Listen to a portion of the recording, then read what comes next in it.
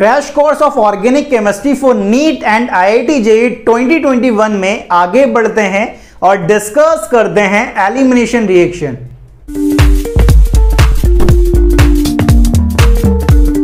Hello student, कैसे हैं आप? This is chemistry Baba. Welcome to chemistry Adda, एक ऐसा प्लेटफॉर्म जहां पर आप केमिस्ट्री को फील करते हैं।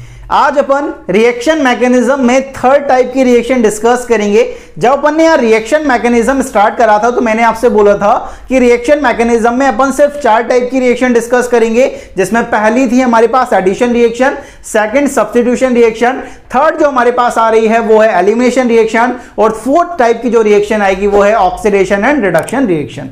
तो यहां पर अपन आज थर्ड टाइप की रिएक्शन डिस्कस करेंगे, एलिमिनेशन रिएक्शन। यहां पर अपन देखेंगे यार कि एलिमिनेशन रिएक्शन क्या होती है, कितने टाइप की होती है, कितने वैरायटी ऑफ क्वेश्चन यहां पर बन सकते हैं, उन सबको अपन एक एक करके देखने वाले हैं। आपको करना बस इतना सा है कि पूरा फोकस होकर, पूरा कंसंट्रेट होकर अपनी स्क्रीन पर देखते जाना है। आपकी एलिमिनेशन रिएक्शन बिल्कुल तैयार होने वाली है नीट जेईई के लिए। यार यहां पर एलिमिनेशन रिएक्शन में सबसे पहला पॉइंट मैं आपको बताता हूं कि जितनी भी आप एलिमिनेशन रिएक्शन पढ़ोगे वो सारी की सारी टेम्परेचर डिपेंडेंट होगी। टेम्परेचर डिपेंडेंट का मतलब आप यहां पे ऐसा बोल सकते हो कि एंडोथर्मिक नेचर की होंगी। यहां पर आपको एनर्जी देनी पड़ेगी तब ये रिएक्शन आगे प्रोसीड होगी। तो ये एंडोथर्मिक, प्योरली एंडोथर्मिक नेचर की होती हैं, इस बात का ध्यान रखें। तो यहां पर सबसे पहला पॉइंट एलिमिनेशन रिएक्शन में यही आता है, दीज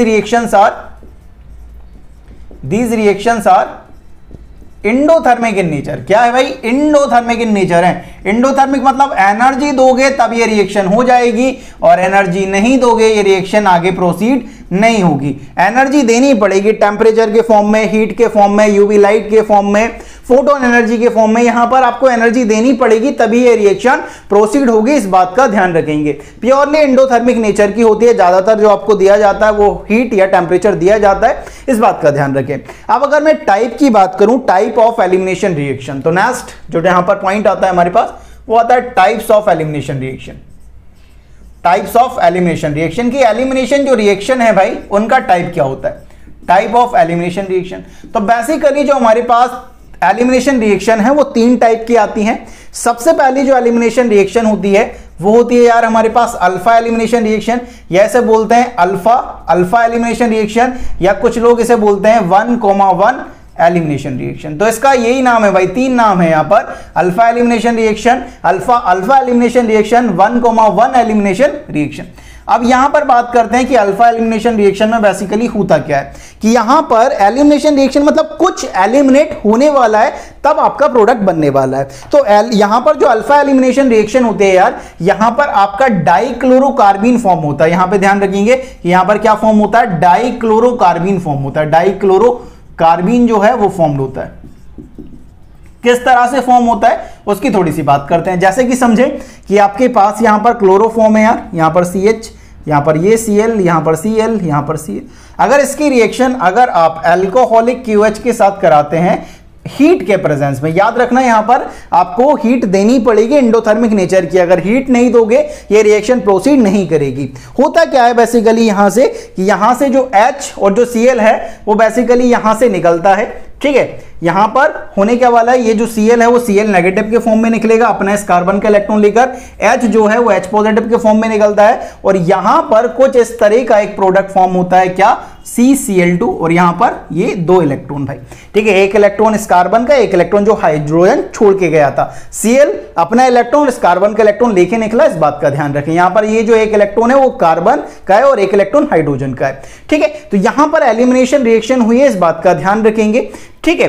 तो यहां पर डाइक्लोरोकार्बीन फॉर्म्ड हुआ है, ठीक है। तो और यहां पर आप देखेंगे जिस कार्बन से आपका H या Cl कनेक्टेड है उसे आप बोलते हो अल्फा कार्बन। तो इसे बोलते हैं अल्फा एलिमिनेशन रिएक्शन, कि यहां पर जिस कार्बन से आपका कोई ग्रुप कनेक्टेड है, अल्फा कार्बन से कनेक्टेड है, तो अल्फा एलिमिनेशन रिएक्शन। तो ये भी कौन सा होगा? Alpha group. ये भी कौन सा होगा? Alpha group. तो अल्फा एलिमिनेशन रिएक्शन। अगर इसे 1 नाम देते हो तो 1 1 एलिमिनेशन रिएक्शन। ठीक है, तो यही नाम है कि भाई alpha elimination reaction, alpha alpha elimination reaction या 1,1 एलिमिनेशन रिएक्शन। ठीक है, ये हमारे सिलेबस का पार्ट नहीं है, इन जनरल आपको बता रहा हूं।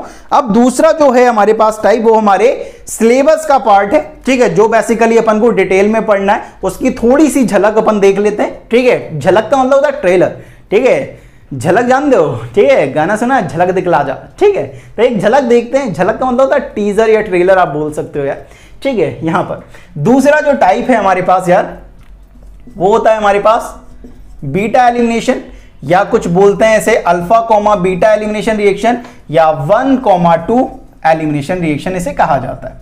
1,2 एलिमिनेशन रिएक्शन, या मोस्ट फेमस जो नाम है वो है यार बीटा एलिमिनेशन। मोस्ट कॉमन जो फेमस नाम है वो है बीटा एलिमिनेशन रिएक्शन। अब यहां पर होता क्या है, इसको अपन एग्जांपल के थ्रू समझेंगे। यहां पर बेसिकली आपका अल्कीन फॉर्म होता है। जैसे यहां पर डाइक्लोरोकार्बीन फॉर्म हो रहा था, इस एलिमिनेशन में आपका अल्कीन फॉर्म होगा। यहां पर क्या होगा भाई, आपका अल्कीन जो है वो फॉर्म होगा, अल्कीन इज फॉर्म। अब ये किस तरह से फॉर्म होगा इसकी बात करते हैं। जैसे एग्जाम्पल को समझते हैं, आप एग्जाम्पल को समझे। जैसे कि यहां पर कोई कार्बन कनेक्टेड है, ठीक है, और यहां पर एक हाइड्रोजन है, यहां पर ये कार्बन है जिससे ये लिविंग ग्रुप कनेक्टेड है, ये कार्बन इससे एक हाइड्रोजन कनेक्टेड है, ये और भी कार्बन से कनेक्टेड हो सकता है। ठीक है, अब अगर इसकी रिएक्शन आप करवाते हो, यहां पर एलिमिनेशन रिएक्शन होगी यार ये। ठीक है, इसे आप जब आप हीट करोगे तो बेसिकली होता क्या है कि जिस कार्बन से आपका लिविंग ग्रुप कनेक्टेड होता है, उस कार्बन को आप नाम देते हो अल्फा कार्बन, और उसके जो एडजेसेंट कार्बन है उन्हें बोलते हो आप बीटा कार्बन। मतलब ये भी बीटा कार्बन होगा, ये भी बीटा कार्बन होगा। इन्हें थोड़ा सा डिफरेंशिएट करने के लिए मैं बोल देता हूं ये मेरा β1 कार्बन है और ये β2 कार्बन है। इन एलिमिनेशन में क्या होता है यार कि लिविंग ग्रुप लीव करता है, ठीक है, देन H+ लीव करता है। ठीक है, अगर लिविंग ग्रुप अच्छा है तो पहले लिविंग ग्रुप लीव कर जाएगा, देन हाइड्रोजन लीव करेगा। ठीक है, अगर लिविंग ग्रुप बेकार है तो पहले हाइड्रोजन लीव करता है बीटा वाला, और फिर लिविंग ग्रुप लीव करता है। ठीक है, तो यहां पर होने क्या वाला है बेसिकली कि यहां पर आप देखोगे ये जो लिविंग ग्रुप है अपना इलेक्ट्रॉन इस कार्बन का इलेक्ट्रॉन लेकर निकलेगा।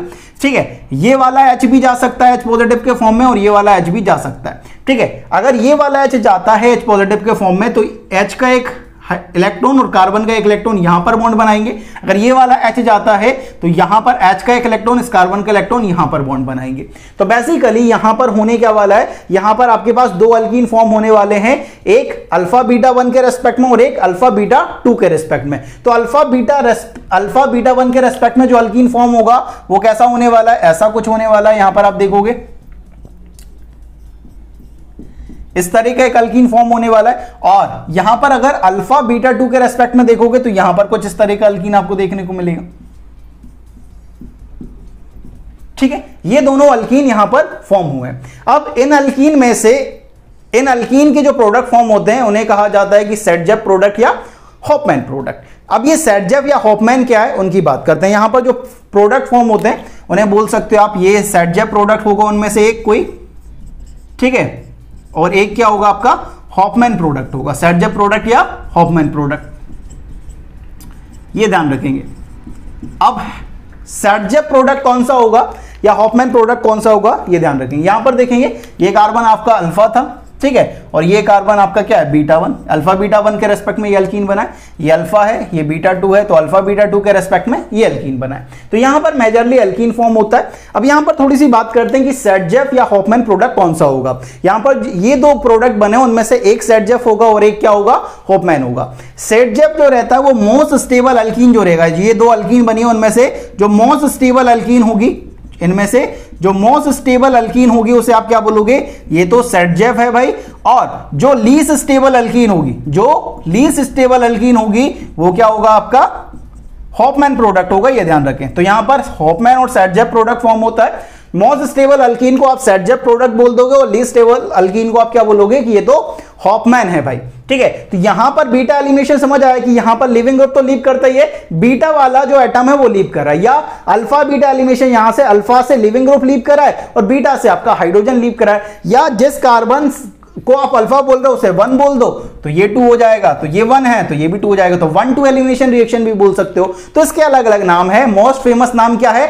Beta elimination reaction. तो यहां पर क्या होता है, बेसिकली लिविंग ग्रुप लीव करता है, देन हाइड्रोजन लीव करता है भाई, ठीक है, लिविंग ग्रुप और हाइड्रोजन लीव करता है। अगर लिविंग ग्रुप अच्छा है तो पहले लिविंग ग्रुप लीव कर जाएगा, फिर हाइड्रोजन उसे फॉलो करेगा। अगर लिविंग ग्रुप बेकार है, जैसे कि एफ फ्लोरीन यहां पर कनेक्ट होता है, फ्लोरीन पुअर लिविंग ग्रुप होता है तो आसानी से नहीं निकलता है, पहले हाइड्रोजन लीव करता है, देन फ्लोरीन लीव करता है, देन आपका प्रोडक्ट फॉर्म होता है। ठीक है, इसको थोड़ा सा डिटेल में अगर आगे पढ़ेंगे, बस एक झलक देख ली अपन ने, इसकी टीजर देख लिया कि बीटा एलिमिनेशन में बेसिकली होता क्या है। थर्ड टाइप की जो आपके पास रिएक्शन आती है यार, वो होती है आपके पास गामा एलिमिनेशन रिएक्शन। ठीक है, ये अल्फा थी, ये बीटा है। एक होती है गामा एलिमिनेशन रिएक्शन, ये ऐसे बोलते हैं अल्फा गामा एलिमिनेशन रिएक्शन, या इसे बोलते हैं 1,3 एलिमिनेशन रिएक्शन।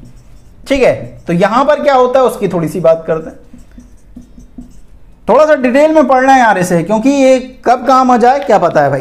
ठीक है, यहां पर बेसिकली होता क्या है कि यहां पर भाई रिंग फॉर्म होती है, यहां पर क्या होती है, रिंग फॉर्म होती है। जैसे यहां पर डाइक्लोरोकार्बन फॉर्म हुआ, यहां पर अल्कीन फॉर्म हुआ, तो यहां पर क्या होता है, रिंग फॉर्म होती है, रिंग इज फॉर्म। यहां पर रिंग फॉर्म होती है किस तरह से, जैसे कि समझें,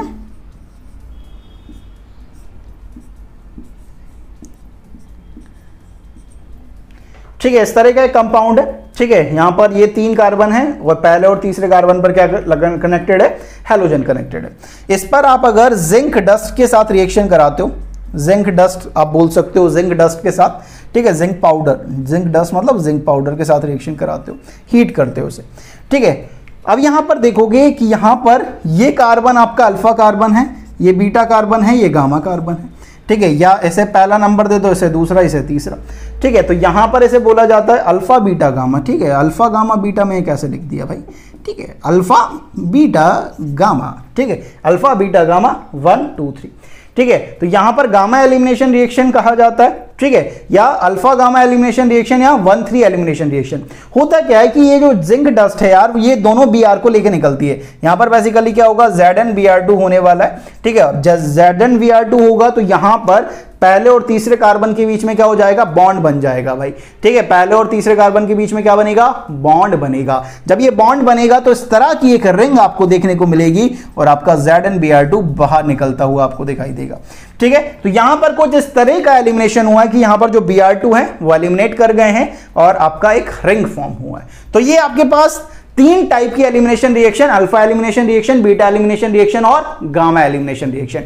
आपके सिलेबस में जो मेजरली है वो कौन सी है, बीटा एलिमिनेशन रिएक्शन। इसको अपन को थोड़ा सा डिटेल में पढ़ना है तो इसको मार्क कर लें स्टार। बस थोड़ा सा इनका बेसिक नॉलेज होना चाहिए, अल्फा एलिमिनेशन में क्या होता है, बीटा एलिमिनेशन में क्या होता है, गामा एलिमिनेशन में क्या होता है, इस तरह का थोड़ा बेसिक नॉलेज होना चाहिए आपके पास। अब अगर बात करते हैं कि यार बीटा एलिमिनेशन का जो टाइप रहता है, एलिमिनेशन रिएक्शन 3 टाइप के हैं, अल्फा बीटा गामा, और जो बीटा एलिमिनेशन है जो हमारे सिलेबस का पार्ट है वो खुद 2 टाइप का होता है, E1 एंड E2। चलिए डिस्कस करते हैं type of elimination reaction. Next जो हमारे पास बीटा एलिमिनेशन रिएक्शन होती है यार, वो 2 टाइप की आती है, E1 और E2।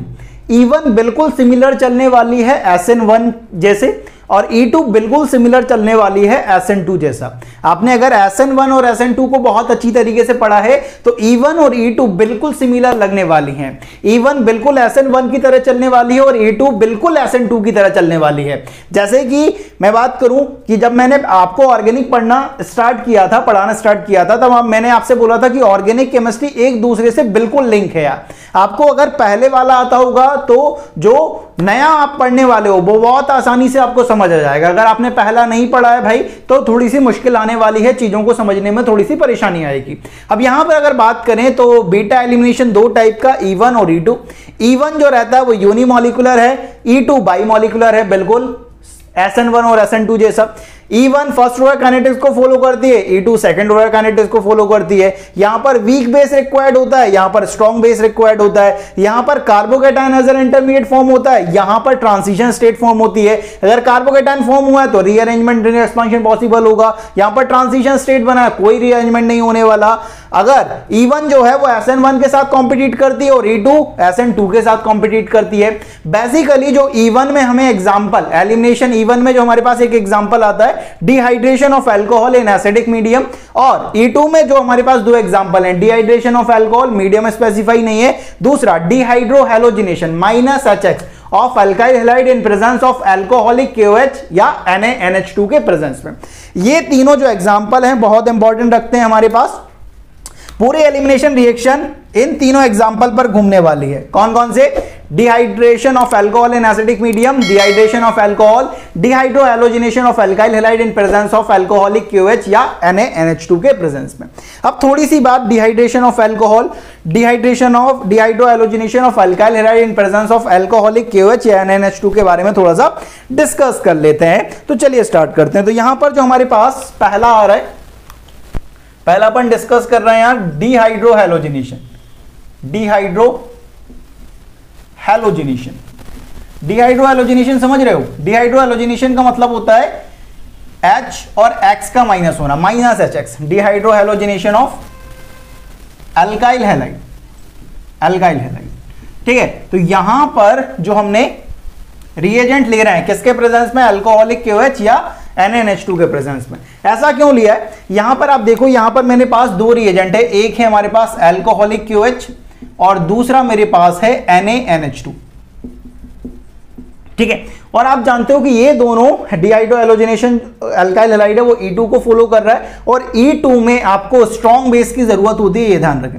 यहां पर आपको स्ट्रॉन्ग बेस जरूरत है, और यहां पर जब आप अल्कोहलिक KOH लोगे तो आपके पास जो बेस आने वाला है वो क्या आने वाला है? यहां पर आपको मिलने वाला है RO negative.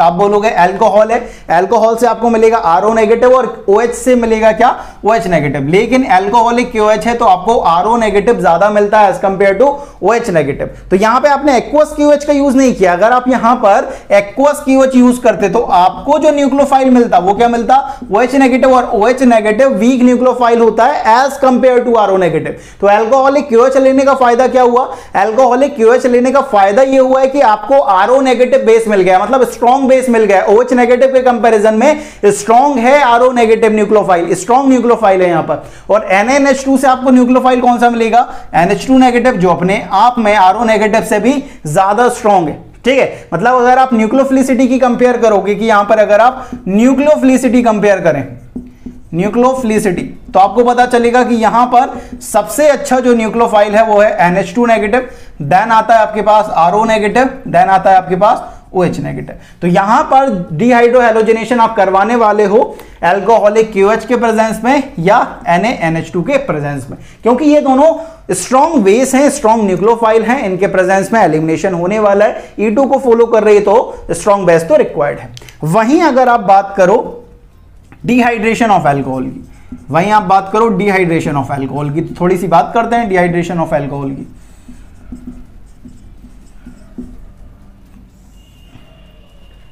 Dehydration of alcohol basically दो टाइप का, ठीक है, एक जिसमें रीअरेंजमेंट हो सकता है, रीअरेंजमेंट मतलब एसिडिक मीडियम वाला, समझ रहे हो, क्योंकि वही E1 को फॉलो कर रहा है, और दूसरा जिसमें कोई रीअरेंजमेंट नहीं होने वाला, नो रीअरेंजमेंट।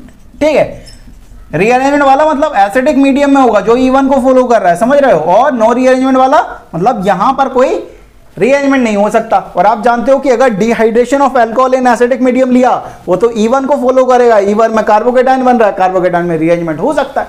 मतलब यहां पर ये जो अपन ने लिया है ये मतलब E1 वाला है, और ये अपन ने जो ले रहे हैं वो नो रीअरेंजमेंट मतलब ये E2 वाला है, ये ध्यान रखें। ठीक है, अगर E1 की अगर बात करें तो E1 में जो आप रिएजेंट यूज करते हो, एसिडिक मीडियम में डिहाइड्रेशन करते हो, तो यहां पर जो रिएजेंट आप यूज करने वाले हो वो यूज करने वाले हो यार कि H2SO4 प्लस 160 से 170 डिग्री सेल्सियस टेम्परेचर। ठीक है, dehydration of alcohol in acidic medium, temperature तो चाहिए भाई, ये बिल्कुल सही बात है कि एलिमिनेशन रिएक्शन बिगर टेम्परेचर के पॉसिबल नहीं है। दूसरा जो आप रिएजेंट यूज कर सकते हो वो यूज कर सकते हो H3PO4, ठीक है, 80 डिग्री सेल्सियस में, ये आपको कई बार स्टैंडर्ड है, ठीक है, इसलिए मैं आपको बता रहा हूं कि H2SO4 160 से 170 degree Celsius, H3PO4 80 degree Celsius में। नो रीअरेंजमेंट के केस में यहां पर एसिडिक मीडियम रिक्वायर्ड नहीं होगा, तो यहां पर आप यूज कर सकते हो रिएजेंट कौन सा? Al2O3। ठीक है, डिहाइड्रेशन ऑफ अल्कोहल मतलब क्या? -H2O, समझ रहे हो, H2O का माइनस, OH और H का माइनस होने वाला है, H2O का माइनस होने वाला है, तो यहां पर नो रीअरेंजमेंट के केस में आप यूज कर सकते हो Al2O3 प्लस 350 डिग्री सेल्सियस, ये स्टैंडर्ड है भाई। दूसरा आप यूज कर सकते हो P2O5 हीट के साथ, और यूज कर सकते हो आप POCl3 हीट के साथ। तो ये रिएजेंट याद रखना है, ठीक है। अगर आपको डिहाइड्रो हैलोजिनेशन कराना है अल्काइल हैलाइड का, कौन सा रिएजेंट आप यूज करोगे? अल्कोहलिक KOH या NaNH2। अगर आपको dehydration of alcohol acidic medium में कराना है तो रिएजेंट H2SO4 160 से 170 डिग्री सेल्सियस या H3PO4 80 डिग्री सेल्सियस के साथ, या डिहाइड्रेशन ऑफ अल्कोहल कोई मीडियम स्पेसिफाई नहीं है, Al2O3 350 degree Celsius, P2O5 heat के साथ, POCl3 हीट के साथ। ये आपको थोड़े से दिमाग में रखना पड़ेगा, ये रिएजेंट काम के हैं यार, ठीक है। ये रिएजेंट बहुत काम के हैं, तो इनको थोड़ा सा मार्क कर लें यार। ये रिएजेंट से कई बार क्वेश्चन आएगा और आपको इन रिएजेंट को देखकर ही पहचान में आएगा कि हमें एलिमिनेशन रिएक्शन करानी है भाई, ठीक है। तो इन रिएजेंट को थोड़ा सा गौर से देख लें, आपके दोस्त है ये, ठीक है। कई बार रिएक्शन में आपके साथ आएंगे तो इनसे दोस्ती कर लो भाई, ठीक है। अपने फायदे की दोस्ती है। दोस्ती दो अलग अलग तरीके से होती है, एक होती है भाई की पक्की वाली दोस्ती, जय वीरू वाली भाई, ठीक है। एक होती है मतलब की दोस्ती, ठीक है। तो इनसे मतलब की दोस्ती करें भाई थोड़ा सा, ठीक है। तो जब ये आए तब आपको पता चलना चाहिए कि ये आए हैं, ठीक है। तो यहां तो एलिमिनेशन रिएक्शन होने वाली है, उन सब की बात करेंगे। अब देखते हैं कि यार क्वेश्चन क्या आने वाला है, ठीक है। इन पर बेस्ड किस तरह से एलिमिनेशन होता है, किस तरह के क्वेश्चन बनेंगे, कौन सा सेटजेप, कौन सा हॉफमैन प्रोडक्ट, उन सब की बात करते हैं यार। नेक्स्ट यार अपन कुछ क्वेश्चन प्रैक्टिस करते हैं जिससे हमारा जो एलिमिनेशन का कॉन्सेप्ट है वो बहुत मजबूत हो सकता है यार। यहां पर आप देखें, आपके पास अल्काइल हैलाइड है, उसकी रिएक्शन आप करवा रहे हो अल्कोहलिक KOH, इथेनॉलिक KOH के साथ करा रहे हो इन प्रेजेंस ऑफ हीट। मतलब ये बेसिकली क्या है? डिहाइड्रो हैलोजिनेशन है अल्काइल हैलाइड का इन प्रेजेंस ऑफ अल्कोहलिक KOH। तो यहां पर आप जानते हो कि बीटा एलिमिनेशन होता है, और बीटा एलिमिनेशन होगा तो आपका अल्कीन एज अ प्रोडक्ट यहां पर मिलने वाला है। तो यहां पर आप जब देखेंगे तो आपका बीटा एलिमिनेशन होने वाला है, तो जिस कार्बन से आपका लिविंग ग्रुप कनेक्टेड है उसे अल्फा कार्बन, और ये यहां पर ये वाला जो कार्बन उसे आप क्या बोलोगे? Beta carbon. इसे आप थोड़ा इस तरह से बना सकते हैं, मैं यहां पर H को हटा के कुछ इस तरह से बना रहा हूं यार यहां पर, ठीक है। तो इसे समझना थोड़ा सा आसान हो जाएगा। होने क्या वाला है अब यहां पर कि ये जो Br है अपना इलेक्ट्रॉन प्लस इस कार्बन का इलेक्ट्रॉन लेकर निकलेगा, ये जो H है, ठीक है, वो क्या करेगा? अपना इलेक्ट्रॉन छोड़कर निकलेगा।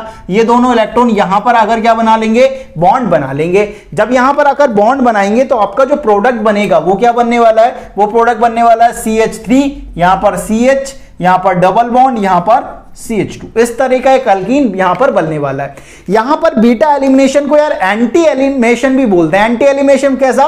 कि जिस साइड से आपका लिविंग ग्रुप लीव कर रहा है उसके अपोजिट साइड से आपका H लीव करता है, मतलब इसे बीटा एलिमिनेशन को एंटी एलिमिनेशन भी कहा जाता है। यहां पर ध्यान रखेंगे कि सर यहां पर सेटजेप प्रोडक्ट कौन सा, हॉफमैन प्रोडक्ट कौन सा। याद रखेंगे आपके पास दो प्रोडक्ट हैं तब आप सेटजेप या हॉफमैन डिसाइड कर सकते हो। एक प्रोडक्ट में कोई भी सेटजेप नहीं है, कोई भी हॉफमैन नहीं है, क्योंकि सेटजेप का मतलब क्या है? मोस्ट स्टेबल अल्कीन, और हॉफमैन का मतलब क्या है? Least stable alkyne. भाई एक ही अल्कीन है, इनमें से मोस्ट स्टेबल या लीस्ट स्टेबल कैसे डिसाइड कर सकते हो?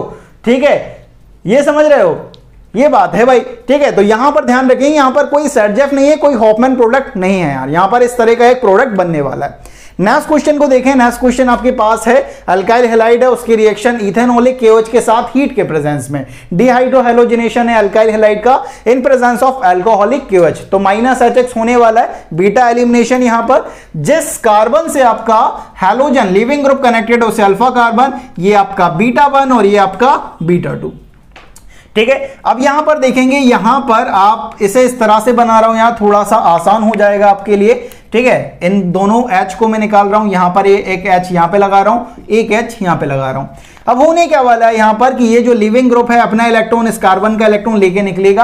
अब बीटा 1 वाला H भी निकल सकता है और बीटा 2 वाला H भी निकल सकता है। अगर बीटा 1 वाला H निकला तो यहां पर पाई बॉन्ड आएगा, और बीटा 2 वाला निकला तो यहां पर पाई बॉन्ड आएगा। तो दो अल्कीन हमारे पास फॉर्म होने वाली है, बीटा अल्फा बीटा 1 के रेस्पेक्ट में और अल्फा बीटा 2 के रेस्पेक्ट में। तो यहां पर अपन प्रोडक्ट फॉर्म करते हैं, तो पहला जो प्रोडक्ट फॉर्म होने वाला है वो हमारे पास कुछ इस तरह से होने वाला है। यहां पे देखेंगे CH3, यहां पर CH, यहां पर डबल बॉन्ड, यहां CH, और यहां पर आपके पास CH3। ये हमारे पास अल्फा बीटा 2 के रेस्पेक्ट में फॉर्म हुआ है, और अल्फा बीटा 1 के रेस्पेक्ट में फॉर्म करेंगे तो कुछ इस तरह से होगा। CH3, यहां पे आपके पास CH2, यहां पर CH, यहां पर डबल बॉन्ड, यहां CH2।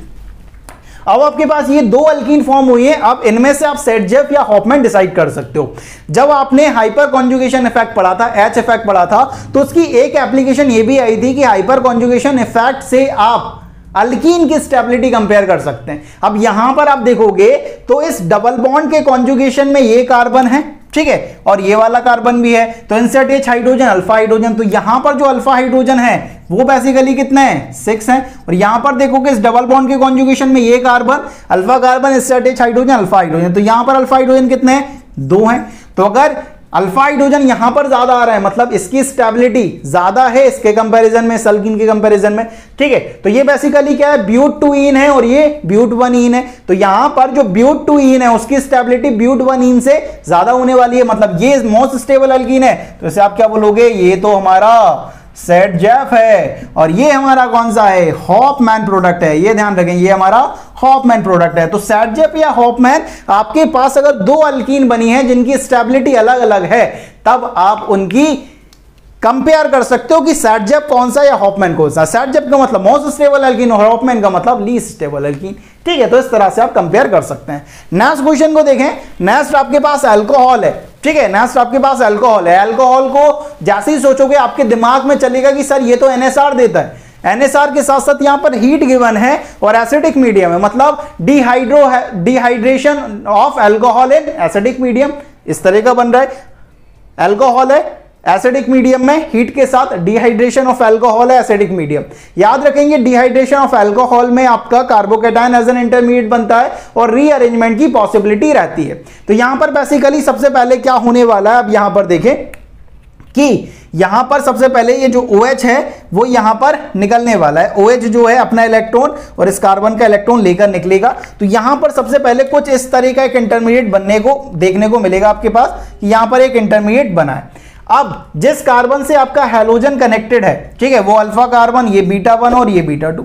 अब आप यहां पर देखोगे तो यहां पर ये जो कार्बोकेटायन है इसके पास अल्फा हाइड्रोजन कितने हैं, 3 यहां पर, 2 यहां पर, 5 है। अगर आप इधर उधर शिफ्ट करते हो तो आपके अल्फा हाइड्रोजन कम होते हैं यार, या बराबर रहते हैं, ठीक है। यहां पर आप करोगे तो 3 यहां पर, 2 यहां पर, 5 रहेंगे। इधर करोगे तो आपके पास कितने हो जाएंगे, 2 हो जाएंगे। मतलब स्टेबिलिटी या तो कम है या बराबर है, मतलब रीअरेंजमेंट करने का कोई फायदा है नहीं, मतलब मैक्सिमम स्टेबल कार्बोकेटायन यहां पर है। अब आप एलिमिनेशन कराओगे तो यहां पर बीटा-1 वाला जो H है, यहां पर देखोगे ये वाला H मान लो एक, और यहां पर एक H मान लो, तो अब ये बीटा-1 वाला H भी निकल सकता है और बीटा-2 वाला भी निकल सकता है। अगर बीटा-1 वाला निकला तो यहां पर पाई बॉन्ड और बीटा-2 वाला निकला तो यहां पर पाई बॉन्ड, तो आपके दो प्रोडक्ट यहां पर फॉर्म होने वाले हैं। कौन कौन से प्रोडक्ट फॉर्म होने वाले हैं, यहां पर देखें, बीटा-2 के रेस्पेक्ट में प्रोडक्ट ये बनेगा और बीटा-1 के रेस्पेक्ट में जो प्रोडक्ट है वो ये बनेगा। कि अब दो प्रोडक्ट बन रहे हैं, सेटजेफ या हॉफमैन, आराम से डिसाइड कर सकते हैं। कैसे, यहां पर देखें कि यहां पर इस डबल बॉन्ड के कॉन्जुगेशन में ये कार्बन भी है और ये कार्बन भी है, इंसर्ट हाइड्रोजन, अल्फा हाइड्रोजन, तो यहां पर अल्फा हाइड्रोजन कितना है 6। यहां पर अल्फा हाइड्रोजन देखोगे इस डबल बॉन्ड के कॉन्जुगेशन में ये कार्बन है भाई, ठीक है, इंसर्ट हाइड्रोजन, अल्फा हाइड्रोजन, तो यहां पर अल्फा हाइड्रोजन 2 है। अगर यहां पर अल्फा हाइड्रोजन ज्यादा है मतलब इस अल्कीन की स्टेबिलिटी ज्यादा होने वाली है एज कंपेयर टू दिस, तो ये हमारा क्या हो जाएगा, सेटजेफ प्रोडक्ट हो जाएगा। ये हमारा सेटजेफ प्रोडक्ट हो जाएगा और ये हमारा कौन सा होगा, हॉफमैन। ये कौन सा, हॉफमैन प्रोडक्ट होगा, हॉफमैन भाई, ये सेटजेफ, ये हॉफमैन, ठीक है। Dehydration of alcohol in acidic medium, ठीक है, ये ध्यान रखेंगे। नेक्स्ट यहां पर देखें यार, आपके पास दोबारा अल्कोहल है, एसिडिक मीडियम है, टेम्परेचर गिवन है, मतलब डिहाइड्रेशन होने वाला है अल्कोहल का। अब यहां पर आप देखें कि पहला जो टेम्परेचर गिवन है वो 160 टू 170 डिग्री सेल्सियस और दूसरा टेम्परेचर है 140 डिग्री सेल्सियस। तो आपने जब डिहाइड्रेशन ऑफ अल्कोहल की बात करी थी तो आपने देखा था कि H2SO4 के साथ 160 से 170 डिग्री सेल्सियस टेम्परेचर होना चाहिए जो आपको गिवन है। मतलब यहां पर एलिमिनेशन आराम से हो जाएगा। तो यहां पर आप देखोगे कि यहां से OH निकलेगा तो कार्बोकेटायन यहां पर बनेगा और कार्बोकेटायन मैक्सिमम स्टेबल है, चाहे इधर शिफ्ट करो इधर शिफ्ट करो, कार्बोकेटायन तो सेम ही बनने वाला है, तो कोई फायदा है नहीं। तो यहां से OH निकलेगा, ये अल्फा कार्बन, इससे H हाइड्रोजन, यहां पर अल्फा कार्बन है तो यहां पर जो नेक्स्ट एटम है वो बीटा, इससे H बीटा हाइड्रोजन होने वाले हैं, तो OH निकलेगा, बीटा H निकलेगा, तो यहां पर जो प्रोडक्ट बनेगा वो पहला प्रोडक्ट तो ये बनेगा, अल्कीन बनेगा, CH2 डबल बॉन्ड, यहां पर CH2, ठीक है। यहां पर एक ही प्रोडक्ट बनेगा, यहां पर सेटजेफ हॉफमैन कुछ नहीं है, ठीक है। नेक्स्ट वाला देखें, यहां पर 140 डिग्री सेल्सियस टेम्परेचर है तो यहां पर एलिमिनेशन नहीं होगा भाई, ठीक है, टेम्परेचर 160 से 170 डिग्री सेल्सियस चाहिए भाई। मैंने आपसे बोला है कि प्योरली एंडोथर्मिक है, अगर प्रॉपर टेम्परेचर नहीं मिलेगा रिएक्शन नहीं होगी। यहां पर एलिमिनेशन रिएक्शन पॉसिबल नहीं है, यहां पर इवन जो रिएक्शन है वो नहीं होने वाली है। अब इवन नहीं है तो क्या हो सकता है कि आप जानते हो कि अल्कोहल की मेन रिएक्शन क्या है भाई, सब्स्टिट्यूशन। तो यहां पर सब्स्टिट्यूशन होगा। अब सब्स्टिट्यूशन किस तरह से, H2SO4 एसिडिक मीडियम की तरह काम कर रहा है, ये ध्यान रखें। तो होने क्या वाला है कि एक मॉलिक्यूल ये, ठीक है, यहां से OH as a leaving group काम करेगा और दूसरा मॉलिक्यूल क्या, C2H5OH, यहां से जो C2H5O नेगेटिव बनेगा, ठीक है, और C2H5O negative as a nucleophile attack करेगा। जैसे ही OH निकलेगा उसकी जगह पर ये सब्स्टिट्यूट होगा और आपका जो प्रोडक्ट बनेगा वो ये बनेगा। यहां पर देखेंगे CH3, यहां पर CH2 और यहां पर बनेगा आपके पास OC2H5। मतलब आपका क्या बना है, यहां पर ये ईथर फॉर्म हुआ है, यहां पर ये ईथर फॉर्म हुआ और यहां पर ये सब्स्टिट्यूशन रिएक्शन हुई है, यहां पर सब्स्टिट्यूशन रिएक्शन हुई है, ये ध्यान रखेंगे, यहां पर सब्स्टिट्यूशन रिएक्शन हुई है यार, ठीक है। और यहां पर इस रिएक्शन का नाम कहा जाता है क्या, Williamson continuous ether synthesis, Williamson continuous ether synthesis. ये एनसीईआरटी में गिवन है यार, ठीक है, विलियमसन कंटीन्यूअस ईथर सिंथेसिस इस रिएक्शन का नाम है, ये ध्यान रखेंगे यार। टेम्परेचर के लिए भाई बहुत इच्छुक हैं भाई, टेम्परेचर चाहिए भाई, टेम्परेचर नहीं मिला काम नहीं करेंगे, रिएक्शन नहीं होगी, ठीक है। एनसीईआरटी में ये रिएक्शन है तो इसको थोड़ा सा गौर से देख लें भाई। पहले वाले में एलिमिनेशन हुआ है, आपका अल्कीन बीटा एलिमिनेशन से प्रोडक्ट बना है। दूसरे वाले में टेम्परेचर 140 डिग्री सेल्सियस था और टेम्परेचर पे तो भाई बिल्कुल भी मतलब एकदम डिसिप्लिन में है कि भाई 160 से 170 मिलेगा कर जाएंगे रिएक्शन, और उससे कम हुआ तो रिएक्शन नहीं करेंगे यार, सिंपल सी बात है, ठीक है। आपके दिमाग में बिल्कुल क्लियर होना चाहिए, पढ़ रहे हैं आईआईटी या नीट, बिल्कुल क्लियर होने वाला है, ऐसा नहीं कि भाई हो भी जाएगा नहीं भी होगा ना, एक दिमाग में क्लियर कि पढ़ रहे हैं तो सिलेक्शन होगा, नहीं पढ़ रहे हैं नहीं होगा, सिंपल सी बात ये दिमाग में बिल्कुल क्लियर कि अगर मैं पढ़ूंगा तो मेरा सिलेक्शन हो जाएगा, नहीं पढ़ूंगा नहीं होगा, सिंपल सी बात है। कंपटीशन बहुत हाई है, कंपटीशन बहुत हाई है भाई, ठीक है। तो ये ध्यान रखेंगे, इस तरह से आपका क्वेश्चन बन जाएगा। नेक्स्ट क्वेश्चन देखें यार, अल्कोहल का डिहाइड्रेशन है एसिडिक मीडियम में, होने क्या वाला है, होगा है सबसे पहले कार्बोकेटायन बनेगा। कार्बोकेटायन कैसे बनेगा, जैसे ही OH निकलेगा यहां पर बनेगा कार्बोकेटायन। अब यहां पर कार्बोकेटायन की अगर बात करें तो यहां पर जो कार्बोकेटायन है उसके रेस्पेक्ट में ये कार्बन क्या है, अल्फा कार्बन है, set H hydrogen, alpha hydrogen, तो यहां पर अल्फा हाइड्रोजन है 1, अल्फा हाइड्रोजन यहां पर कितने 1। अगर इस पॉजिटिव का H रीअरेंजमेंट करता हूं, यहां पर लेके आता हूं कार्बोकेटायन तो ज्यादा स्टेबल बनेगा। तो अगर यहां पर अगर मैं रीअरेंज करके लाऊंगा तो रीअरेंजमेंट करने के बाद मेरा जो कार्बोकेटायन बनेगा वो कुछ इस तरह से बनेगा, यहां पर कार्बोकेटायन बनेगा। अब यहां पर अगर अल्फा हाइड्रोजन की बात करूंगा तो इस पॉजिटिव के रेस्पेक्ट में ये कार्बन अल्फा कार्बन, इस set H hydrogen alpha hydrogen, ये कार्बन अल्फा कार्बन, इस set H hydrogen alpha hydrogen, ये कार्बन अल्फा कार्बन। तो यहां पर अल्फा हाइड्रोजन कितने होने वाले हैं, 3 2 5 2 7, 2 7 अल्फा हाइड्रोजन है। फिर यहां पर आप अटैक करवाओगे किसका, यहां पर अब हुआ क्या, अब यहां पर देखने वाली बात है, ठीक है। यहां पर अब क्या होने वाला है, देखो OH as a leaving group connect हो चुका है, तो ये आपका कार्बन क्या था, ये कार्बन आपका अल्फा कार्बन था, अब ये कार्बन अल्फा कार्बन है, ये कार्बन आपका अल्फा कार्बन है, जहां पर कार्बोकेटायन बना है वो अल्फा कार्बन है। अब यहां पर ये आपका बीटा 1 है और ये आपका बीटा 2 है, या ऐसे बीटा 2 मान लो, सिमिलर है, ये दोनों कार्बन तो सिमिलर है ना, इसलिए मैंने इसे बीटा 1 और इसे बीटा 2 मान लिया। तो अब आपके दो प्रोडक्ट होंगे, बीटा 1 H जाएगा तो अलग प्रोडक्ट बनेगा और बीटा 2 जाएगा तो अलग बनेगा। अगर बीटा 1 के रेस्पेक्ट में बात करूं तो बीटा 1 के रेस्पेक्ट में जो प्रोडक्ट बनेगा वो ये बनेगा यार, और बीटा 2 के रेस्पेक्ट में जो प्रोडक्ट बनेगा वो आपके पास कुछ इस तरह से बन सकता है कि यहां पर आप देखोगे CH3 और यहां पर डबल बॉन्ड, ठीक है। तो ये आपका अल्फा और ये आपका बीटा 1, ये आपका अल्फा और ये बीटा 2 के रेस्पेक्ट में। अब दो अल्कीन बनी है तो सेटजेफ या हॉफमैन डिसाइड करना पड़ेगा कि most stable alkene Saytzeff, least stable alkene Hofmann. तो यहां पर आप देखोगे तो इस कार्बन डबल बॉन्ड कार्बन के कॉन्जुगेशन में ये कार्बन कॉन्जुगेशन में NCH हाइड्रोजन अल्फा हाइड्रोजन, तो यहां पे अल्फा हाइड्रोजन 4 है। इस कार्बन डबल बॉन्ड कार्बन की कॉन्जुगेशन में ये कार्बन ये कार्बन ये कार्बन, तो यहां पर अल्फा हाइड्रोजन कितने आएंगे, 2 2 4 और 3 7, तो 7 है। तो ये हमारा क्या हो जाएगा, सेटजेफ हो जाएगा, और ये हमारा क्या होगा, हॉफमैन होने वाला है। ये हमारा क्या होने वाला है, हॉफमैन होने वाला है, हॉफमैन, ये हमारा सेटजेफ। समझ रहे हो, हॉफमैन या सेटजेफ की कहानी बड़ी सिंपल यार, कि जो मोस्ट स्टेबल एल्कीन वो सेटजेफ, जो लीस्ट स्टेबल एल्कीन वो हॉफमैन, ठीक है, Saytzeff most stable alkene, Hofmann least stable alkene. और अल्कीन की स्टेबिलिटी भाई हाइपर कॉन्जुगेशन में तुमने कंपेयर करी है, इसलिए मैं आपको बता रहा था, जब मैं आपको जीओसी पढ़ा रहा था ना, तब मैंने आपसे बिल्कुल स्पष्ट भाषा में एक बात कही थी कि भाई जीओसी 1 अच्छे से पढ़ो, जीओसी 2 आराम से आ जाएगी। ठीक है, हल्के में ले लिया क्या जीओसी 1 को? ठीक है, जीओसी 2 तुमको हल्के में ले लेगी बेटा। ठीक है, तो याद रखो कि जीओसी 1 को थोड़ा सा अच्छी तरीके से पढ़े यार, मतलब तबीयत से पढ़े, तब पढ़ोगे तब मजा आएगा। जीओसी 2 में यही है कि जीओसी 1 की एप्लीकेशन यहां पर देखने को मिलेंगी, मतलब भर भर के, मतलब जीओसी 1 कब काम आ जाए जीओसी 2 वाले को खुद पता नहीं। ठीक है, ये ध्यान रखें यार। ठीक है, तो यहां पर कुछ क्वेश्चन है, और क्वेश्चन अभी प्रैक्टिस करते हैं यार, जिससे और मजबूत बने। और एक क्वेश्चन आपके दिमाग में आना चाहिए कि सर क्या सेटजेफ हमेशा मेजर प्रोडक्ट होगा? नहीं होगा भाई, कभी कभी हॉफमैन भी मेजर हो सकता है। किन कंडीशन पर हो सकता है, चलिए देखते हैं।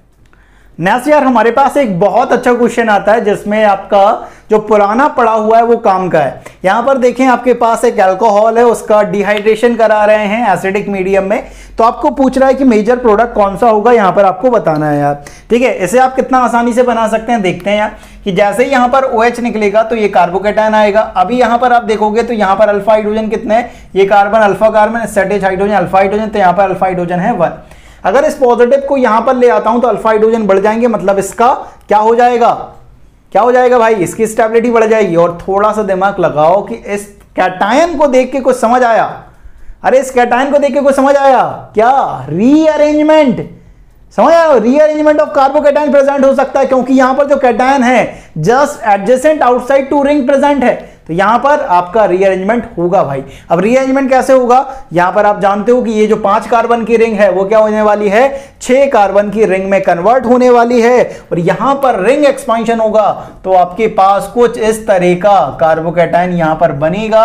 यहां पर आपके पास CH3 हो जाएगा, और यहां पर आपके पास आ जाएगा पॉजिटिव। ठीक है, अब क्या होने वाला है, यहां से H जाएगा, 1 to H माइनस शिफ्ट होगी यहां पर। ठीक है, ये 1 है, ये 2 है, तो यहां पर बेसिकली क्या होगी, 1 to H माइनस शिफ्ट होगी, और 1 to H माइनस शिफ्ट होगी तो ये कार्बोकेटायन का रीअरेंजमेंट होगा, और कार्बोकेटायन का जब रीअरेंजमेंट होगा तो यहां पर आपके पास नया कार्बोकेटायन बनेगा ये। ठीक है, ये आपके पास नया कार्बोकेटायन बन रहा है। अब यहां पर आप देखेंगे कि यहां पर कार्बोकेटायन बना है वो अल्फा कार्बन, ये आपका बीटा 1 वाला कार्बन है, और ये बीटा 2 वाला है। तो यहां पर आपके 2 प्रोडक्ट फॉर्म हो सकते हैं बीटा 1 और बीटा 2 के रेस्पेक्ट में। तो यहां पर बेसिकली क्या होगा, H negative loose H positive के फॉर्म में निकलेगा, तो यहां पर अगर बीटा 1 के रेस्पेक्ट में ये प्रोडक्ट बनेगा, और बीटा 2 के रेस्पेक्ट में जो प्रोडक्ट बनेगा वो आपके पास कुछ इस तरह से बनने वाला है, यहां CH3, और यहां पर आपके पास बनने वाला है भाई कि जैसे ही ये निकलेगा तो यहां पर आपके पास यहां पर बॉन्ड बन जाएगा यार। ठीक है, अब यहां पर आप देखेंगे तो इन दोनों में से कि ज्यादा स्टेबल या सेटजेफ प्रोडक्ट कौन सा है उसकी बात करेंगे। तो यहां पर आप देखोगे तो इस डबल बॉन्ड के कॉन्जुगेशन में ये कार्बन और ये कार्बन अल्फा कार्बन है, तो यहां पर अल्फा हाइड्रोजन होने वाले हैं 4। यहां पर देखोगे ये कार्बन ये कार्बन ये कार्बन, तो यहां पर अल्फा हाइड्रोजन होने वाले हैं 7। तो ये आपका क्या हो जाएगा, सेटजेफ। और सेटजेफ ही क्या होता है, ज्यादातर मेजर होता है। ये सेटजेफ है और ये हॉफमैन है भाई। ठीक है, ये सेटजेफ आपका क्या होगा, मेजर होगा। ठीक है, सेटजेफ ज्यादातर मेजर होता है, लेकिन कभी कभी ऐसी सिचुएशन भी आपके पास आएगी जिसमें आपका हॉफमैन क्या होगा, मेजर प्रोडक्ट आपको देखने को मिलेगा। ठीक है, इन जनरल अगर बात करें तो सेटजेफ की स्टेबिलिटी ज्यादा होती है तो वो मेजर प्रोडक्ट बनता है। कभी कभी आपका हॉफमैन भी मेजर हो सकता है। हॉफमैन किस केस में मेजर हो सकता है उनकी बात करते हैं। हॉफमैन रूल फॉर एलिमिनेशन, मतलब यहां पर हॉफमैन जो होगा वो मेजर प्रोडक्ट फॉर्म होगा। कहां पर, कि अगर आपके पास स्ट्रिक्टली क्राउडेड बेस है तो उस केस में आपका हॉफमैन मेजर प्रोडक्ट फॉर्म होगा।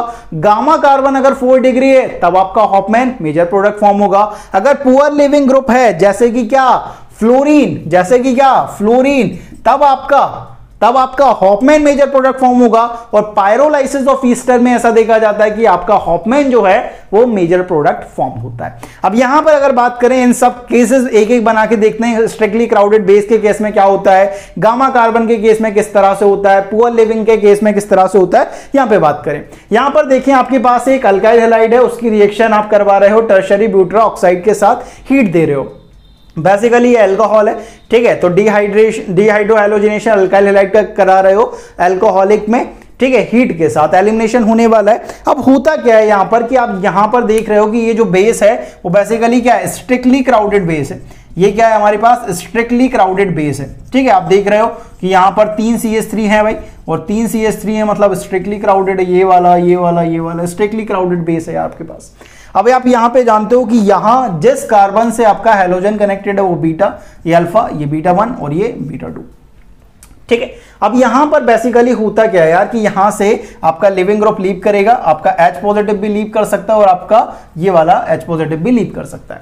होता क्या है यहां पर कि ये जो स्ट्रिक्टली क्राउडेड बेस है वो बीटा 2 को अप्रोच ही नहीं कर पाता, बीटा 2 को अप्रोच ही नहीं कर पाता, वो बीटा 1 से ही साइड से H पॉजिटिव लेके निकल लेता है, क्योंकि स्ट्रिक्टली क्राउडेड है तो स्ट्रिक्ट हिंड्रेंस बहुत ज्यादा लगता है, तो बीटा 2 को अप्रोच ही नहीं करता, बीटा 1 के रेस्पेक्ट में वो ज्यादा अप्रोच करता है और उससे प्रोडक्ट बना लेता है। मतलब यहां पर भी 2 प्रोडक्ट फॉर्म होंगे यार, यहां पर भी 2 प्रोडक्ट फॉर्म होंगे।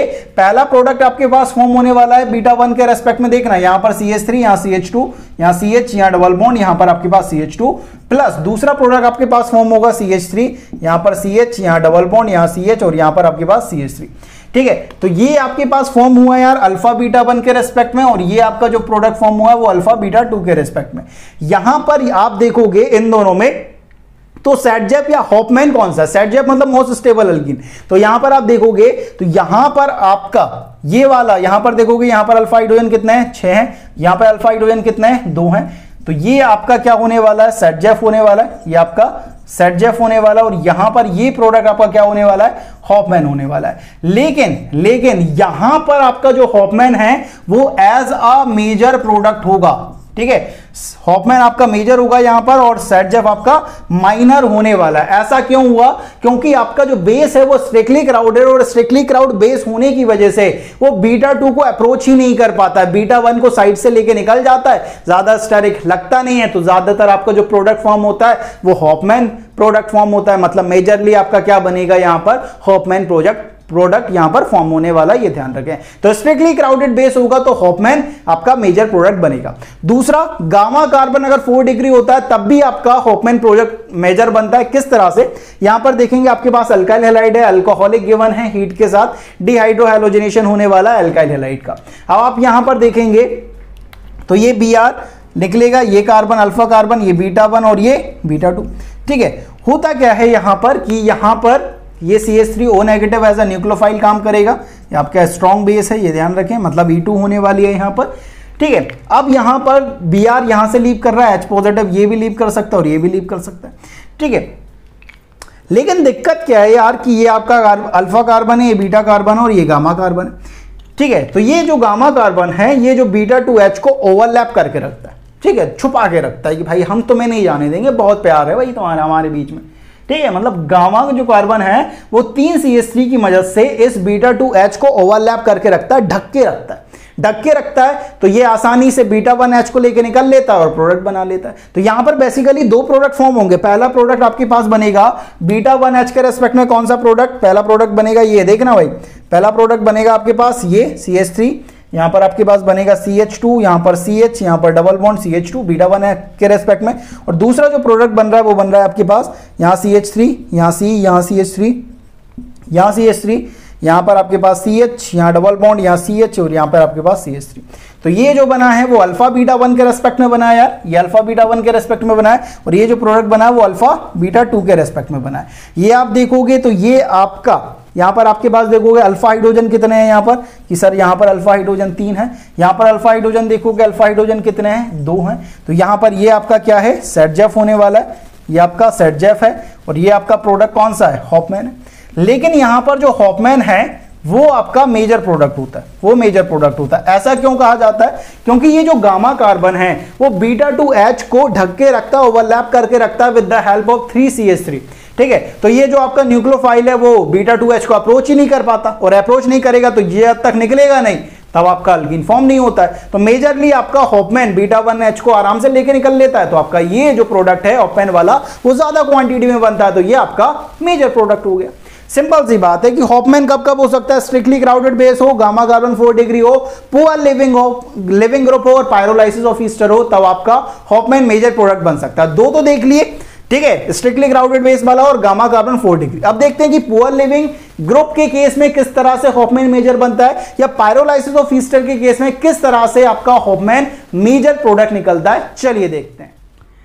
नेक्स्ट यार क्वेश्चन करते हैं, ठीक है। पुअर लिविंग ग्रुप होगा तो हॉफमैन हमारा किस तरह से मेजर प्रोडक्ट हो सकता है, चलिए देखते हैं। यहां पर देखिए आपके पास fluorine as a leaving group present है, और आप जानते हो कि यहां पर जो फ्लोरीन है वो आपका क्या है, पुअर लिविंग ग्रुप है। ये आपका क्या है, पुअर लिविंग ग्रुप है। अगर पुअर लिविंग ग्रुप है तो पहले आपका क्या होगा, H पॉजिटिव लीव करेगा, फिर लिविंग ग्रुप लीव करता है। अब यहां पर आप देखेंगे यार, तो ये कार्बन अल्फा कार्बन, ये बीटा 1 और ये बीटा 2, तो यहां से बीटा 1 वाला H भी जा सकता है और बीटा 2 वाला भी जा सकता है। अगर बीटा 1 वाला जाएगा तो इस तरह का एक इंटरमीडिएट बनेगा, कौन सा, CH3, यहां पर CH, ठीक है, यहां CH2, यहां पर आपके पास CHF और यहां पर आपके पास CH2 नेगेटिव, ठीक है। और अगर बीटा 2 वाला जाता है तो इस तरह का एक इंटरमीडिएट बनेगा, कौन सा, CH3, यहां पर CH नेगेटिव, यहां पर आपके पास CHF और यहां पर आपके पास CH3।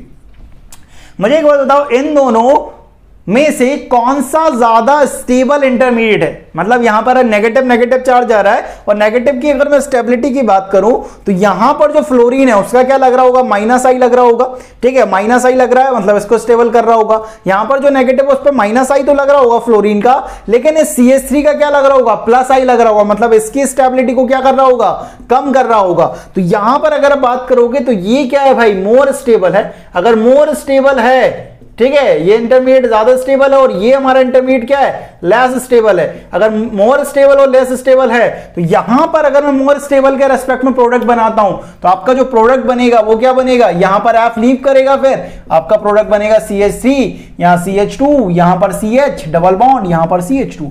और यहां पर अगर इसके रेस्पेक्ट में प्रोडक्ट बनाऊं तो यहां पर प्रोडक्ट बनेगा CH3, यहां CH, यहां डबल बॉन्ड, यहां CH और यहां पर CH3।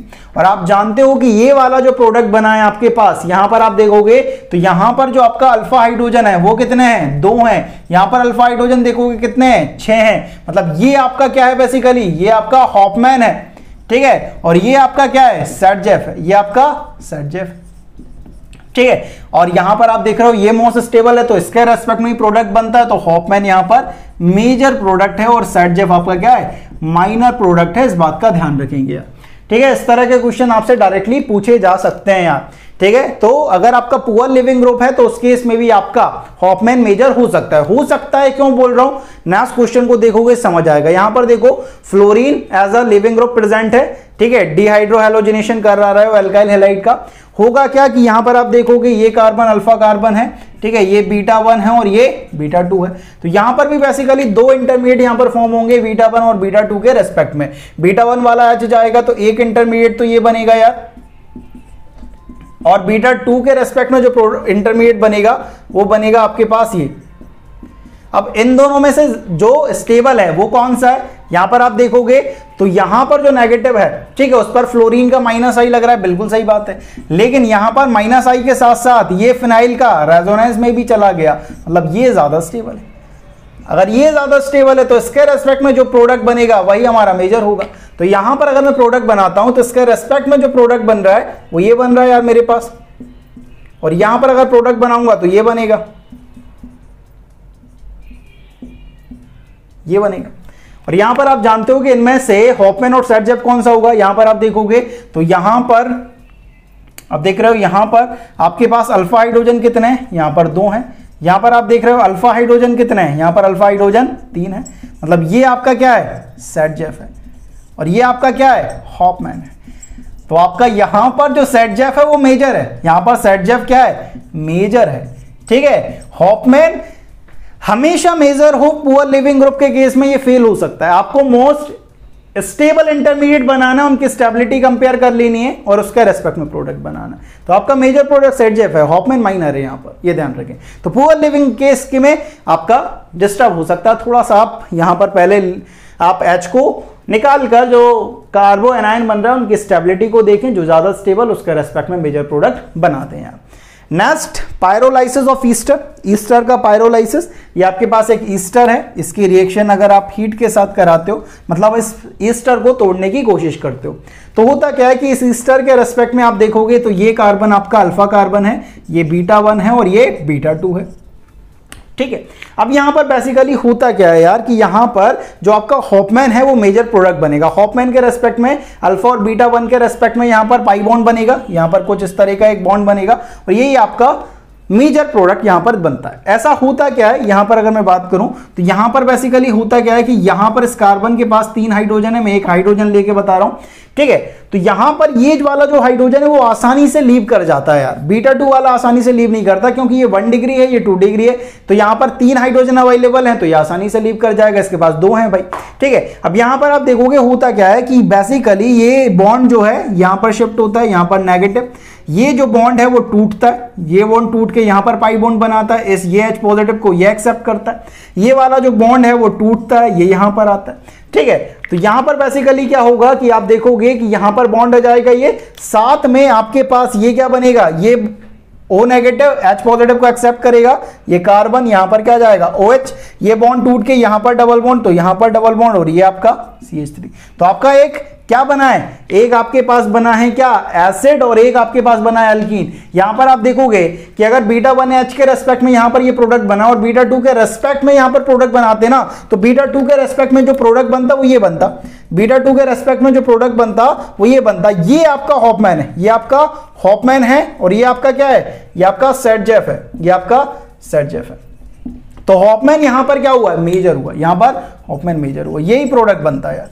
ये आपके पास पायरोलाइसिस ऑफ ईस्टर की कहानी है, ये पायरोलाइसिस ऑफ ईस्टर की कहानी है। ईस्टर के पायरोलाइसिस में कुछ इस तरह से देखा जाता है, पायरोलाइसिस ऑफ ईस्टर में यहां पर भी आपका Hoffman as a major product होता है यार। तो हॉफमैन कब मेजर होगा कब माइनर होगा ये आप जान चुके हो कि हॉफमैन भी मेजर हो सकता है किन केस में, कि अगर आपका स्ट्रिक्टली क्राउडेड बेस है, ठीक है, पुअर लिविंग ग्रुप है, गामा कार्बन 4 डिग्री है, पायरोलाइसिस ऑफ ईस्टर है, तो इन केस में आपका हॉफमैन मेजर हो सकता है यार, ठीक है। अब यहां पर एलिमिनेशन रिएक्शन में सबसे इंपॉर्टेंट क्वेश्चन आ रहा है, मतलब पूरे एलिमिनेशन की जो जान है ना वो क्वेश्चन आ रहा है। एक बार AIPMT में आया था वो क्वेश्चन, ठीक है, जब वो क्वेश्चन आया था ना बहुत सारे बच्चों ने गलत किया था। अब उस क्वेश्चन को देखते हैं कि भाई जब दोबारा से वो क्वेश्चन आए तो कितनी रफ्तार के साथ और कितना कॉन्सेप्चुअली अपन उस क्वेश्चन को कर सकते हैं। नेक्स्ट क्वेश्चन देखें यार, नेक्स्ट क्वेश्चन बहुत ज्यादा इंपॉर्टेंट है, ठीक है, जितना स्टार हो सके इस क्वेश्चन को मार्क कर लें। आपके एलिमिनेशन का जो कॉन्सेप्ट है वो बिल्कुल एकदम क्लियर करेगा ये कॉन्सेप्ट। यहां पे आपके पास देखें, आपके पास एक अल्काइल हैलाइड है, उस पर आप बोल रहे हो कि क्या रिएजेंट डालें कि इस तरह का एक प्रोडक्ट बन जाए। आप इस प्रोडक्ट को देखकर ये समझ रहे हैं कि यहां से Br गया, एक यहां से H गया, ये Br गया, फिर H गया, इन दोनों के बीच में 2 डबल बॉन्ड फॉर्म हुए हैं, ठीक है, 2 बॉन्ड फॉर्म हुए और इस तरह का एक अल्काइन फॉर्म हुआ होगा यार, ठीक है।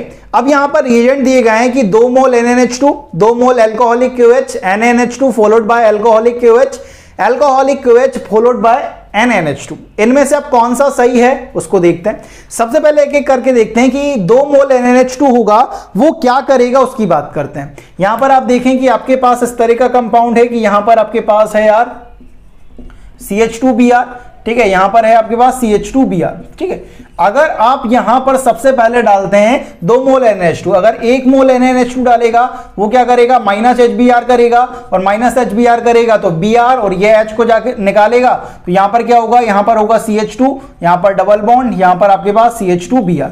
फिर अगर आप एक और मोल NaNH2 डाल देते हो, अगर एक और मोल NaNH2 डाल देते हो फिर वो दोबारा से HBr को माइनस करेगा और आपके पास बनेगा CH ट्रिपल बॉन्ड, यहां पर CH, ठीक है। तो इस तरह का आपका कंपाउंड फॉर्म हो जाएगा, इस बात का ध्यान रखेंगे यार, ठीक है। तो इस तरह का बन सकता है कि अगर आप 2 मोल NaNH2 डालोगे तो ये कंपाउंड आपका फॉर्म हो सकता है, ये बिल्कुल सही बात है। दूसरा देखो कि 2 मोल अल्कोहलिक QH, ठीक है, तो यहां पर आपके पास वही कंपाउंड है क्या, CH2, यहां पर Br, यहां पर आपके पास CH2 और यहां पर Br। 2 मोल है, मतलब पहले मोल में आपने अगर अल्कोहलिक QH डाला है तो अल्कोहलिक QH भी क्या करेगा, माइनस HBr करेगा और माइनस HBr करेगा तो ये Br और इस H को लेके निकलेगा, तो यहां पर CH2, यहां पर डबल बॉन्ड, यहां CH, यहां Br। अगर आप दोबारा से यहां पर अल्कोहलिक KOH की रिएक्शन कराने की सोचोगे और ये सोच रहे हो कि यहां पर माइनस HBr हो जाएगा, तो होने वाला क्या है कि यहां पर जो Br के जो लोन पेयर हैं, ठीक है, और ये जो पाई बॉन्ड है वो कॉन्जुगेशन में हो जाएंगे, यहां पर रेजोनेंस होगा यार, और रेजोनेंस होने की वजह से ये जो बॉन्ड है वो पार्शियल डबल बॉन्ड हो जाएगा और अल्कोहलिक KOH इस Br को नहीं निकाल पाएगा। अब यहां पर HBr का माइनस नहीं हो पाएगा, ये रिएक्शन यहां पर आकर रुक जाएगी। आपका जो एंड प्रोडक्ट होगा वो ये होगा, ये एंड प्रोडक्ट कभी नहीं बन सकता सकता अगर आपने 2 मोल अल्कोहलिक KOH लिए हैं। तो मतलब ये आपका रिएजेंट नहीं ले सकते हो आप, 2 मोल अल्कोहलिक KOH नहीं ले सकते हो, क्योंकि अल्कोहलिक KOH वीक बेस होता है और वीक बेस है तो यहां पर मतलब NaNH2 के रेस्पेक्ट में वीक बेस माना गया है, ठीक है। तो ये HBr को नहीं निकाल पाएगा और Br को नहीं निकाल पाएगा, तो ये रिएक्शन रुक जाएगी यहां पर। अगर आप यहां पर NaNH2 लेते हैं फॉलोड बाय अल्कोहलिक KOH, तो यहां पर क्या होगा, सेम रिएक्शन होने वाली है, ठीक है। पहले में आपका ये बन जाएगा और दूसरे वाले में आकर यहीं अटक जाओगे, ठीक हो। पहले NaH2 का यूज करोगे, यहां पर पहुंच जाओगे, फिर अल्कोहलिक KOH का यहां पर यूज करोगे, फिर अटक जाओगे। मतलब आपका ये वाला गलत है कि 2 मोल अल्कोहलिक KOH नहीं कर सकता और NaNH2 followed by alcoholic KOH नहीं हो सकता। फोर्थ ऑप्शन देखो, alcoholic KOH followed by NaNH2, यहां पर देखोगे आपके पास CH2, यहां सिंगल बॉन्ड, यहां CH2, यहां Br, यहां पे आपके पास Br। अगर यहां पर आप पहला अल्कोहलिक KOH के साथ रिएक्शन कराते हो तो अल्कोहलिक KOH माइनस HBr को शो करेगा, क्योंकि यहां पे कोई रेजोनेंस नहीं है, तो यहां पर आराम से हो जाएगा CH2 डबल बॉन्ड, यहां CH, यहां Br। फिर यहां पर अगर आप NaNH2 की रिएक्शन कराते हैं तो NaNH2 स्ट्रॉन्ग बेस है और स्ट्रॉन्ग बेस है तो आसानी से निकाल लेगा। यहां पर HBr का फिर लॉस होगा, ठीक है, यहां पर भी रेजोनेंस होगा होने को तो, लेकिन ये स्ट्रॉन्ग है भाई, स्ट्रॉन्ग बेस होने की वजह से आसानी से निकाल लेगा और आपका प्रोडक्ट फॉर्म होगा CH ट्रिपल बॉन्ड CH, ठीक है। तो जब भी मल्टी स्टेप का एलिमिनेशन आप करवाओ तो लास्ट स्टेप में कभी भी अल्कोहलिक KOH यूज मत करना। अल्कोहलिक KOH इतना ज्यादा स्ट्रांग नहीं होता है कि जो रेजोनेंस में हैलोजन इन्वॉल्व है उसको निकाल ले। तो आपका पहला ऑप्शन करेक्ट है और दूसरा ऑप्शन करेक्ट है। तो अल्कोहलिक KOH का हमेशा फर्स्ट स्टेप में यूज करेंगे और लास्ट स्टेप में हमेशा स्ट्रॉन्ग बेस NaNH2 का यूज करेंगे, क्योंकि जैसे ही रेजोनेंस आएगा अपना अल्कोहलिक KOH हाथ उठा देगा भाई कि अब नहीं है भाई, हैवी ड्राइवर थोड़ी है हम भाई, ठीक है। हैवी ड्राइवर तो भाई NaNH2 है, मतलब कोई भी हो निकाल ले जाएगा भाई, ठीक है। तो इस तरह से ये क्वेश्चन जब आया था भाई तो बहुत कंफ्यूजन हुआ था, ठीक है। तो ऐसे क्वेश्चन जब आए तो दिमाग लगेगा, और दिमाग लगेगा तो भाई जिन बच्चों ने अच्छा पढ़ा होगा उनका सिलेक्शन हो जाएगा। तो ये एलिमिनेशन रिएक्शन की कुछ बात हुई है, यहां पर एलिमिनेशन रिएक्शन खत्म होता है, लेकिन एलिमिनेशन और सब्स्टिट्यूशन में कंपटीशन भी होता है भाई। मैंने बोला है कि E1 SN1 के साथ कॉम्पिटिट कर रहा है, E2 SN2 के साथ कॉम्पिटिट कर रहा है। अब जब कंपटीशन है भाई तो मतलब सब्स्टिट्यूशन या एलिमिनेशन एक ही रिएक्शन होगी, या तो सब्स्टिट्यूशन होगी या एलिमिनेशन होगी। अब वो क्या होगी उसे अपन नेक्स्ट लेक्चर में देखने वाले हैं। तो इस लेक्चर में इतना ही, मिलते हैं नेक्स्ट वीडियो में, तब तक के लिए पढ़ते रहें। जय हिंद, जय भारत।